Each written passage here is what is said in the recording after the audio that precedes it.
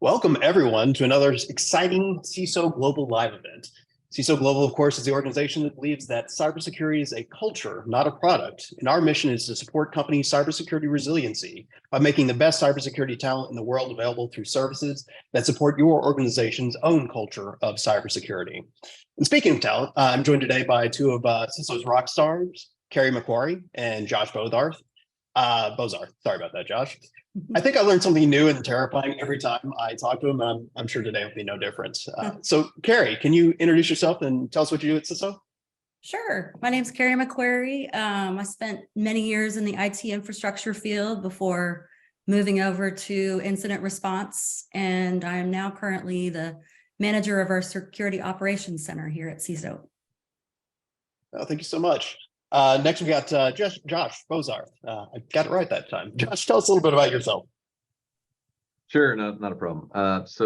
I've got many years under my belt with IT and engineering, and then evolved into security, into consulting. So I've spent some years in professional consulting manners, doing IT audits for things like Sarbanes-Oxley, but got my teeth cut in the data center, building servers and running and doing network management, all of those things. And now currently I'm in the role of kind of managing director of the title says adversary research and services, but ultimately I've got I'm managing the pen test team for CISO Global. So we've got that in education and tabletop exercises. It's all kind of that umbrella of interesting attack type services that we can do. Oh, for sure, for sure. Well, I'm so glad to have you guys with us today.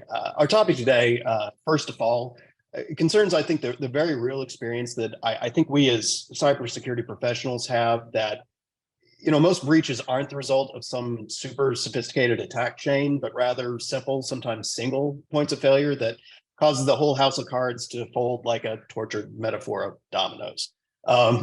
I think that's something that doesn't get appreciated enough in our industry. And I know that we all have experience with some common problems that often lead to this. So, I mean, Carrie, every time you see a company show up in the news, I'm sure your first response is shock and, my goodness, how could this happen, right?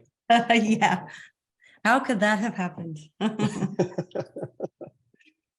Yeah, and Josh, I think anyone that's done ethical hacking penetration testing has had at least more than a few times the experience that you'll start an engagement, you'll launch a script, fire up responder, an NTL and relay, and go to pick your favorite hacking song, and by the time you look back at the screen, you've got admin hatches flying, right? So it can be just really simple sometimes to completely bring the things down.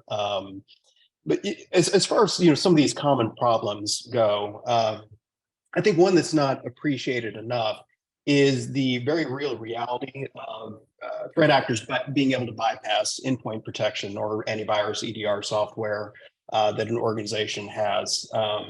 And on the face of it, that's kind of obvious, right? If we think about all the organizations that show up as breached in the news, do we think that they just weren't running antivirus? That was the problem. That's what got them hacked. It's ridiculous, right? Everyone runs antivirus, and the hackers still get through anyway. But Josh, I'm interested in kind of some of the details about how they go about doing that. So talk to me about some ways that threat actors or even pen testers can obfuscate their malware to bypass those protections. Sure. So, I think you nailed a lot of major points that makes it look like we click two buttons and it's game over. And I'll be honest, sometimes it is. It just depends on the situation. And that's why we talk about layers of security to kind of protect it. But yeah, endpoint protection is, we've got various types of endpoint protection that exists. And when it's very signature based and it's looking for something very rote and it's designed to be, this has gone through, the system and been flagged as malware. It's good at detecting things that have already existed. And you want, so in those scenarios, our team finds that it's game over at that point, because all we have to do is what you said, obfuscate. We have to create our payloads, whatever they are. We just have to make those look as normal as anything else. And that can go in by masquerading it as a simple binary that's already on the system, or we can just create a new binary and it's just flagging as clean because it hasn't been detected as malware. It could get burned later, right? And it gets put into the system and thrown into signatures and whatnot. But yeah, I mean, it's just, it's a little bit extra work for us. But it's not, yeah, I wouldn't say it's anything that they're losing the sleep over. My guys are not losing sleep over. Yeah, so I mean that's impressive, right? So I mean, would you say that it's a fairly regular occurrence that you guys are able to bypass the endpoint protection during engagements? And very going back to when we talk about signature based setups, yes, I think it's I think it can go, it changes and it evolves from brand to brand. So I'm not going to go into those paths, and talk about who's better and who's worse. It changes, like you get new signatures, you get new updates, it's going to change. So I think it's more important to look at it as, what can you do beyond that? And maybe kind of talk about it, you're going to get bypassed. Like, what are you going to do? Or like, what kind of other technologies could you use? And I think that's where Carrie comes into play. And like, she has opinions about that. And I think that's very important for this discussion. Yeah, yeah, even that's with, great. sorry Go ahead, about Carrie, that. Even with the more advanced endpoint protection, the behavioral based tools that are out there now, there's MFA bypass. I actually did work in incident response where someone was able to bypass MFA and put in a star.star exclusion on everything, and ransomware ensues. So yeah, assume compromise, assume breach, mitigate risk.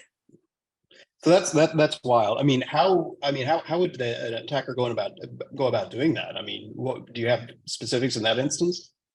I don't have specifics on that instance, although we suspected it was a phone that was compromised, but there are a few different ways. There's MFA fatigue, where they just kind of barrage you with those MFA accept till you just finally say yes. Or you got the token theft, where they steal your session and use that token in their own browser to act as you. There's a few ways to do it.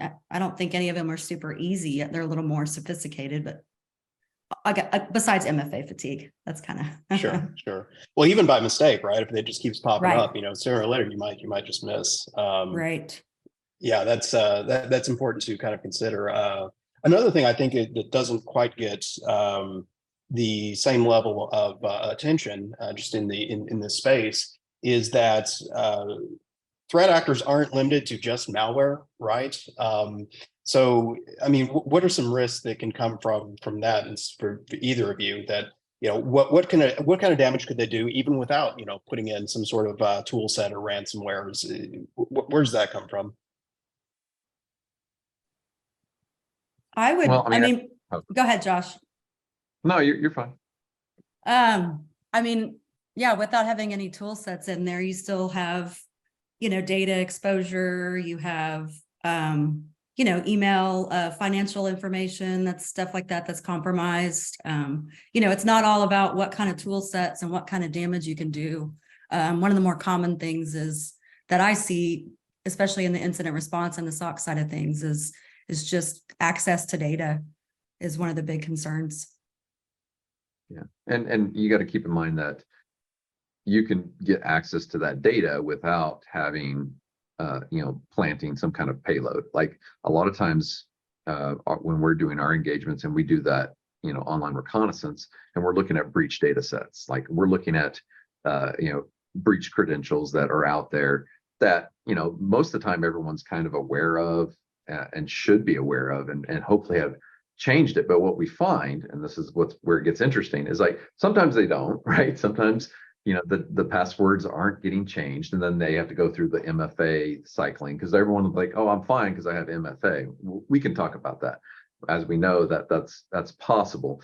But then you get to the point where you have the breach data sets, but we get patterns, right? We get understandings of patterns of how people set their passwords. So, and this is in the basic sense, like if anybody's sitting there saying, summer 2023 exclamation point, then I can I'm guessing that your password in the fall is going to be fall 2023 or autumn 2023. Like, and it's a basic pattern, but we look for those types of patterns because we're creatures of habit, and we're like, well, I got to change my password here in the next 90 days. Well, every 90 days is a new season. That makes sense. Or every 90 days is, a particular month, a particular year, and people will do that. And then, yeah, if you want to brute force a MFA token that's going to a phone, if there's no rate limiting on that, like we just had an engagement where one of my guys was able to, like, yeah, I can brute force this in 28 hours because I can get the code and it's still valid 28 hours. Like, why? I think those are things that everyone should ask those questions. Like, why should we be able to do that? And the fallout from something as simple as that data exposure, a lot of companies have compliance and things like that, and they lack the monitoring and the tools to correctly identify what data has been exposed, what data has been exfiltrated, and whatnot, which opens up all kind of legal repercussions. Oh, for sure, for sure. I mean, that's users can be devious in the most interesting ways, right? So you think you've got an effective control in place with a password policy, but Josh, your example, I mean, that's going to pass most every password policy out there, right? And that's one I think that is not appreciated quite enough. Another thing that I've had some exposure to, and Carrie, I'm interested in kind of your thoughts on this, is that a lot of times when we've been called into a breach, we'll take a look at their endpoint protection console, and it's just lit up like Christmas tree, right? So the alerts were coming in, but they weren't being correctly either understood, or they didn't have people available to respond to those. What are your thoughts on that? Yeah, I think that's one of the most common issues, I think, across the board, is just a lack of eyes on all of your log sets, from your EDR, from your firewalls, all that. Most of the time when we come in, there just isn't sufficient log data to figure out what's happened in an incident. But even beyond that, just for you to be able to be proactive in your organization and ensure that there's no bad actors in your system, or even trying to get into your system, is difficult when you don't have the staffing or the ability or the storage or whatever to monitor all of those different log data sets that kind of give you that extra look into what's going on in your infrastructure. Yeah, it's a great point. I mean, if the data is not there, you can't act on it. If there's no one available to look at it, it's effectively useless as well. So that's a great reminder there. And I know personally, I've had the experience doing penetration tests in a former life where we would go to load a tool set on the system that we got an admin on, and the endpoint protection would trigger, right? It would catch it. Right. And at that point, we figured, hey, jig's up, right? Any minute now, they're going to come pull access, and it never happens. And then we'll be doing the debrief later on, and we'll say, yeah, guys, we saw that the endpoint caught our initial attempts, but nothing ever happened. What's going on there? And sometimes the response is, yeah, but it told us it was cleaned or was quarantined or something like that. And I mean, I think that really speaks to the need for the understanding, the expertise to know what you're looking at as well. I mean, I don't care if my endpoint console's told me that it's quarantine Mimikatz. The fact that it's found that is kind of evidence that we've got a bigger problems going on, right? And those bad actors aren't waiting. They aren't going to do that 8 to 5 Monday through Friday. They're waiting for Christmas, or you're off for the weekend or whatever. And who's watching your logs when you're not around? Yeah, sure. Well, that's really both interesting and scary stuff. Let's pivot a little bit, talk about another common problem that I think we see out there, and that's through phishing. And I mean, we've been dealing with this for how long now, and it's still it's probably still the number one source of a breach. Would you agree with that? 100%. Yeah. I was reading some statistics that said around 3.4 billion phishing emails are sent per day. Some of those are going to stick. Just a numbers game at that point. I know that, it doesn't seem to matter how good the spam filter is. It's sooner or later they'll get one through. So what are some of the direct risks that can come from phishing like that can lead to just the dominoes falling, so to speak? Well, there's a lot of them. A lot of it is with the spear phishing that we see most of the time, where they're targeting, your VIPs, your finance and accounting departments, your legal teams, the sensitive data and whatnot. That's just for getting access and sending out those bogus POs and whatnot to try to get some money. But also just the plausibility of affecting your machine and dropping malware and whatnot onto different machines. There's a lot of different ways for the bad actors to get in just by you clicking on that phishing email. Sure. And I mean, if we think about that, I mean, it seems like sooner or later, the attackers are going to get access to a valid password. I mean, maybe it's breached from somewhere else where they reuse the same password. Maybe it's a predictable one, like Josh mentioned. So what can we do to kind of, if we assume that breach, right, then what can we do to kind of protect ourselves in that scenario? Me or Josh? Either one. Well, I mean, my preference is MFA all day. That's my biggest headache and frustration in the incident response side, is just that resistance to adopt MFA, because it does require some extra overhead and headache. I even complain about it, in my job. But 99% of compromised email accounts are due to no MFA on the account. So just that one simple thing will just stop them before they get past that point. But once they're in, I mean, you want your advanced endpoint protection, your log monitoring, all that stuff is going to be your go-to for correcting that kind of thing. Sure. Wow. Okay.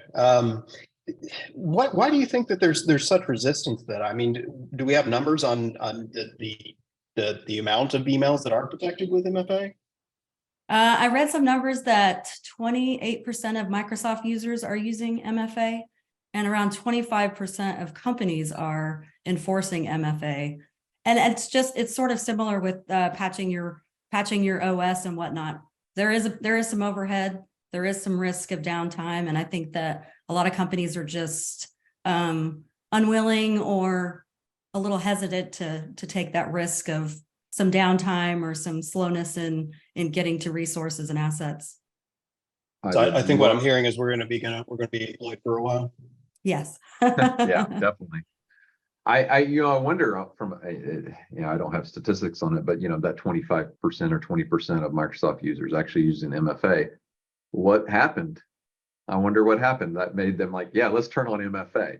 Oh yeah. So it's always after the fact, and everyone's like having that oh no moment, and then they do the right thing. Again, we've talked about, MFA can be bypassed, but we're also talking about, let's put walls up where we can, right? It's okay to put up additional walls. And yes, I understand life is hard and I can't type in a 6-digit number occasionally every so often. I understand that the world is just revolving on, and I just don't have that time. Like, guys, we have businesses that take care of this problem for us. Like right. Password managers help with this a lot. Like these are it's creating a new industry, so to speak. And I think it's important that we look at it that way. It's like security evolves over time, and we got to figure out how can we make our lives easier, but also enact those walls and those layers of security that protect the users, protect the infrastructure, protect the companies, so that they can be insured properly and be able to do their jobs and stay in compliance. Like that's what we do. That's our job.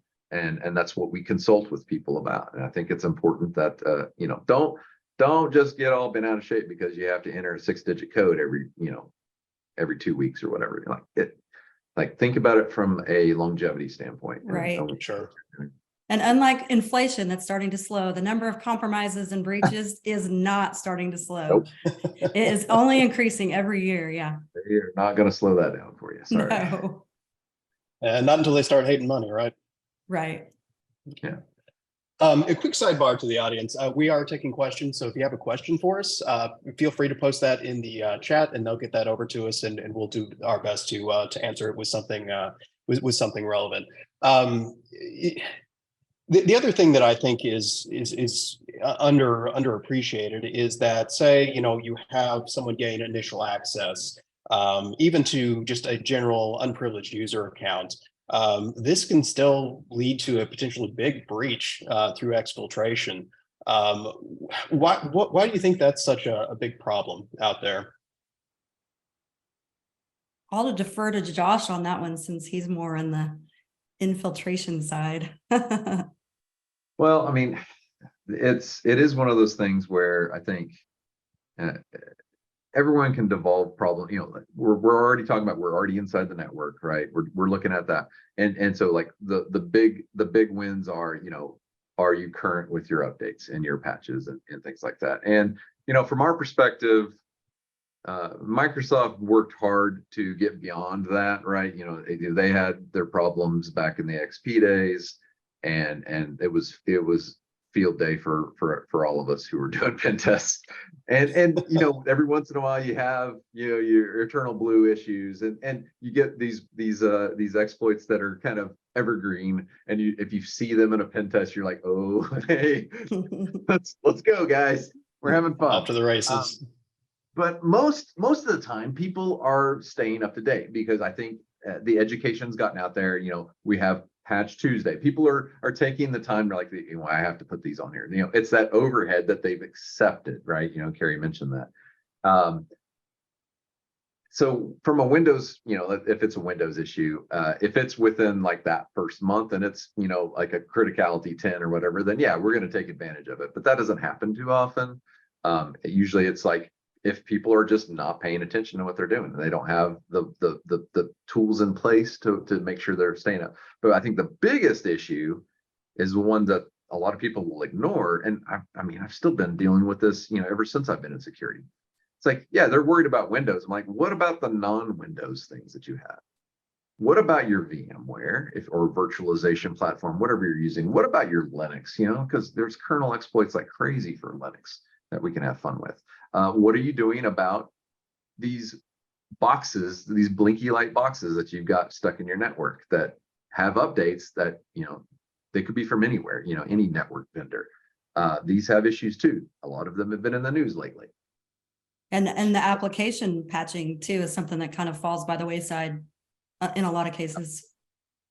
And we do network pen tests a lot, but we also obviously do application security testing on people who write applications. And a lot of issues that we try to steer them towards is, make sure you're updating those third-party libraries that you're using, whether it's a JavaScript library like jQuery or whatever. We're like, the exploit level or the technicality or the expertise required to get some kind of data out of those applications is pretty high, right? But it is one of those things like, as time goes on, some of that computational effort is going to decrease and it's going to be easier for people, or something's going to happen and there's going to be a major issue. And if you're not documenting and cataloging those third-party libraries that you're using, you're setting yourself up for failure down the road eventually when there's a big hole and they're like, well, we don't update that. That's from, we're using a library from 2010 or whatever. I'm like, nope, that's not going to work. Log4j, anyone? Yeah, exactly. Yeah, in my experience in the incident response realm, I did see that there are a lot of companies that are hesitant to patch, or they wait several months before they're patching even the critical stuff. So it's a big way for the bad guys to get in. So patch and MFA. So we should just assume it's going to happen. They're going to have a problem. Breach, yes. Yeah, I agree with that. I mean, we need to think about patching beyond, just as you were saying, Josh, to the libraries that might be there, or Linux or VMware. I think we've seen kind of a rash recently of network appliances and even firewalls that have had pretty critical severity issues. And I think bashing is what you do in the command line, not anywhere else. So we won't call out anyone. But I mean, Carrie, why do you think that those are kind of a blind spot for a lot of organizations?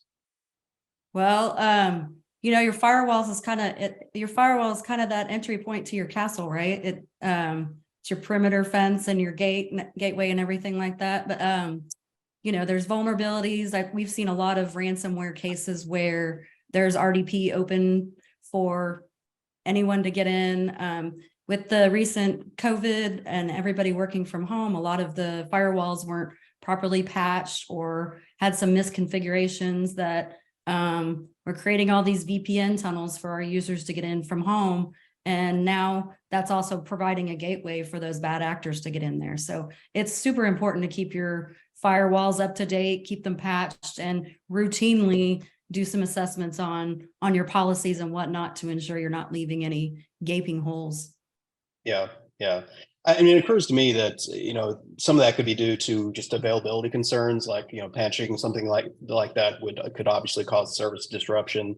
But also, I mean, I can easily imagine that it's just a lack of who's been defined as responsible for patching those devices. I mean, if we assume that it's the help desk or the Windows team that's going to be doing all the patching, then that I think could get into an area where we have a gap that we don't know about for network appliances and firewall devices. And so a lot of companies have one or two guys that are doing their entire infrastructure IT support. So just not having the know-how or the time to ensure you've got your hands on all those pieces can be difficult. Yeah. So we've touched on several things here. I think the last one that I'm curious about, Carrie, because it seems to me this would be just an instant game over scenario, is poor backup security. Yeah, that's a pretty common one, just not following best practices for backups, having your backup server on your domain. So once the bad guys get the keys to your kingdom, wipe out and encrypt all your backups so you don't have anything to fall back on. So definitely air gapping or storing some offline copies of your backups for all your critical systems is super important. Make sure you're following all the best practice policies out there. There's a lot of guidance out there online on how to ensure that you're protecting your backups. And I think that's an important thing to talk about. And from my perspective, from an attacker perspective, where we're doing network testing against these types of things, we don't, and a lot of companies, probably majority of companies, are not doing any kind of nuke and pave type of service. We're not going through and doing what an attacker would do. We're like, hey, we're going to go and encrypt all your backups, delete them all. You're screwed now. Like we're not going to go down that path. Yeah. So it's like, it's on the clients to start thinking through that. And on our clients, as we interact with them, we're like, hey, we do this, we get to this point, and we're like, no, we're obviously, we want your business. We don't want to, put you under, but what do you do in these scenarios? And that is where we have all these different types of services and consulting that we do, where we talk through that, from, what policies do you have in place? What technology do you have in place? What are you doing to, correct and test your backups?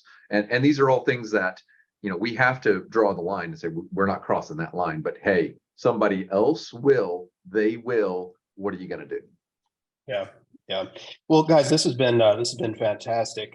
As we wrap up here, I know that when we were brainstorming on some of these common problems we saw, and these were kind of the biggest ones that jumped out at us. But I think it's fair to say that we could do this for hours and hours and not still cover it all. So I really think that idea of the assumed breach, that sooner or later something's going to go wrong, and maybe it's your fault, maybe it's not, but it's not important, right? It's the organization's resiliency, and you guys have provided a lot of insight on not just where the problems are, but some ways that organizations can protect themselves. So I guess to wrap up with, and Josh, we'll start with you. Just give us just maybe a recap or just some solutions you think that are very important for organizations to do to make sure that they're not a one-click game over sort of scenario.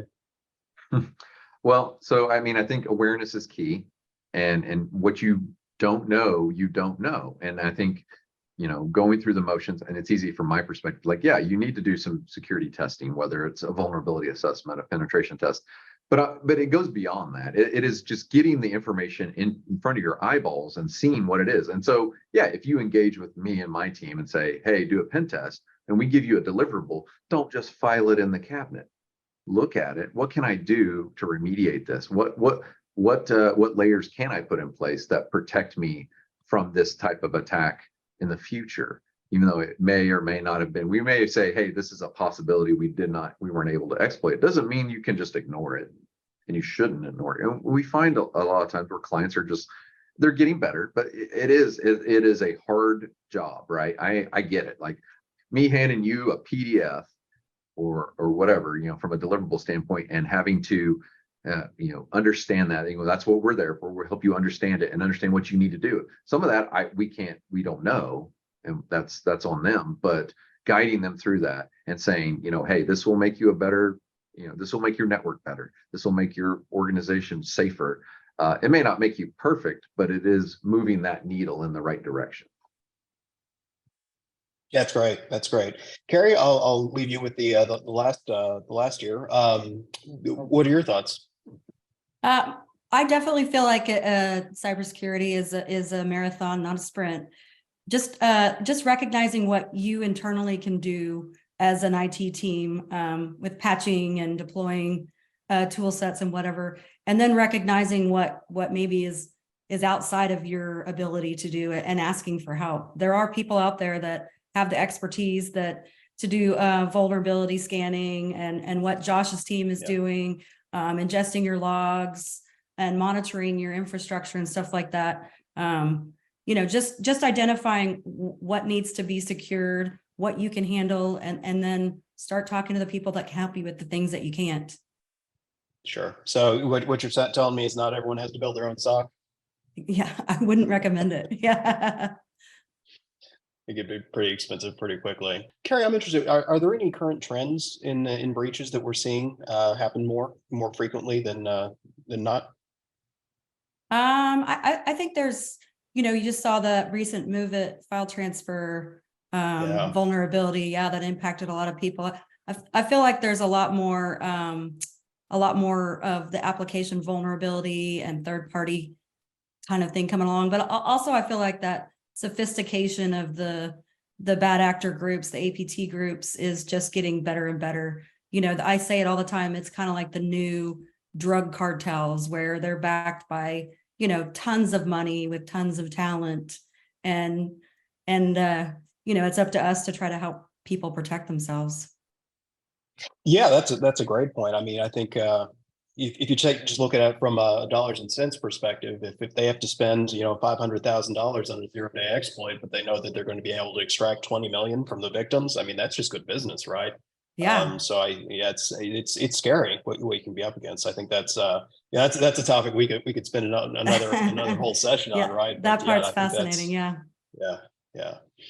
Well, all right. Well, I don't think I've seen any questions come in. All right. So we'll go ahead and wrap it up there. Thanks everyone for joining us today. And thanks very much to Josh and Carrie for joining. Thank you. Thanks. Appreciate it.